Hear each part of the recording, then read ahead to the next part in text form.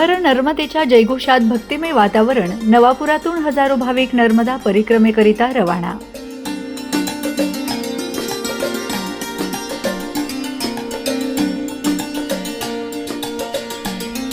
श्रद्धा, भक्ती आणि आध्यात्मिक ऊर्जेने भारलेले वातावरण अनुभवत नवापूर शहरासह परिसरातील हजारो भाविकांनी गुजरात राज्यातील नर्मदा जिल्ह्यात आयोजित पवित्र नर्मदा परिक्रमा यात्रेसाठी उत्साहात प्रस्थान केले। हर नर्मदेच्या जयघोषाने संपूर्ण परिसर दुमदुमून गेला असून लाखो भाविक या परिक्रमेचा लाभ घेत आहेत। गुजरातमधील नर्मदा जिल्ह्यातील रामपूर परिसरातून सुरू होणारी ही परिक्रमा सुमारे 18 किलोमीटर अंतराची आहे। भाविक पायी चालत नर्मदा नदीची प्रदक्षिणा पूर्ण करतात। ही परिक्रमा केवळ धार्मिक विधी नसून श्रद्धा, संयम आणि आत्मशुद्धीचा मार्ग मानली जाते। अनेक भाविक कठीण परिस्थितीतही ही परिक्रमा पूर्ण करून आपली श्रद्धा व्यक्त करतात। गुढीपाडव्याच्या शुभ मुहूर्तावर सुरू होणारी ही यात्रा अमावस्येपर्यंत अखंड सुरू राहते। दिवस रात्र सुरू असलेल्या या यात्रेत भाविकांची मोठी गर्दी होत असून भक्तिमय वातावरण सर्वत्र अनुभवायला मिळत आहे। यात्रेदरम्यान भाविकांसाठी पिण्याचे पाणी, वैद्यकीय सुविधा, निवास व्यवस्था तसेच सुरक्षा यांचे सुयोग्य नियोजन गुजरात प्रशासनाकडून करण्यात आले आहे। नवापूर शहरातील युवकांनीही या यात्रेत मोठ्या उत्साहाने सहभाग घेतला। श्री द्वारकेश्वर महादेव मंदिरातून हर नर्मदेचा जयघोष करत युवकांचा समूह यात्रेसाठी रवाना झाला। यावेळी उपस्थित भाविकांनी भावपूर्ण वातावरणात यात्रेकरूंना शुभेच्छा दिल्यात। नर्मदा परिक्रमा ही भारतीय संस्कृतीतील एक महत्त्वाची आध्यात्मिक परंपरा मानली जाते।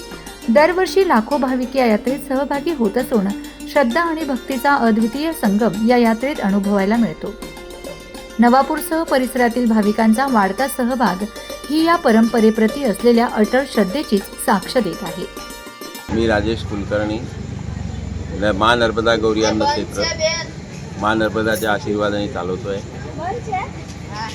नर्मदाची अशी मोठी परिक्रमा 3600 किलोमीटरची आहे। जेवढं महत्त्व 3600 किलोमीटरच्या परिक्रमेचं आहे तेवढंच महत्त्व उत्तर वाहिनीचं आहे। जर कोणी मोठी परिक्रमा नाही करू शकलं तर त्यांनी ही उत्तर वाहिनी करायला हवी। यामध्ये तुम्ही रामपुरावरनं सुरू करू शकता आणि तिलकवाड्यावरनं पण करू शकता। तिलकवाड्याचं उत्तर तट आहे ते मोक्षाचं स्थान आहे आणि जे दक्षिण तट आहे ते मोक्षाचं स्थान आहे।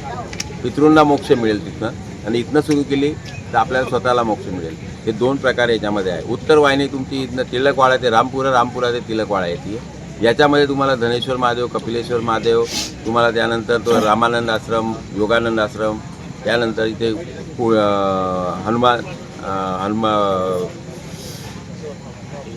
वासुदेव कुटीर हे सगळे स्थान तुम्हाला मिळतील। सप्तमातृका तिलकवाड्यामध्ये आहे। धनेश्वर महादेव तुम्हाला तिकडे रामपुराजवळ मिळेल। तिथे तुम्हाला मिळेल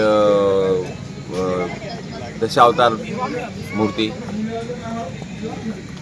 तसंच उत्तर वाहिनीमध्ये तुम्ही जास्तीत जास्त परिक्रमा मोठी नाही करू शकले। लहान परिक्रमेमध्ये तुमचं जेवढं महत्त्व आहे तेवढंच मोठ्या परिक्रमेचं आहे। त्या जेवढं तुम्हाला पुण्य याच्यात मिळणार तेवढंच पुण्य त्याच्यामध्ये पण मिळणार। प्रत्येक स्थानावरती तुम्हाला देवाची पदचिन्ह तुम्हाला मिळतील। जर तुम्ही त्या ठिकाणी व्यवस्थितरित्या ऑब्झर्वेशन केलं तर तुम्हाला प्रत्येक ठिकाणी व्हायब्रेशन्स मिळतील।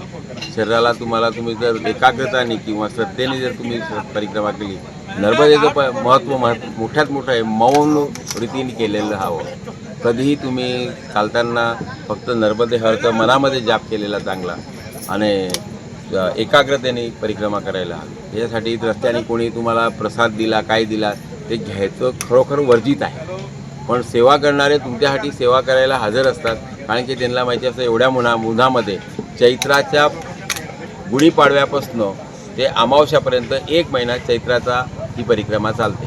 याच्यामध्ये लाखोच्या संख्येने भाविक आता यायला लागले। स्टार्टिंगला याच्यामध्ये कोणी येत नव्हतं, आता जसे याची प्रचार होत राहिला आहे तसं हे वाढत गेले आणि इथे ती परिक्रमा पूर्ण। Bureau report, Navapur express news, Navapur.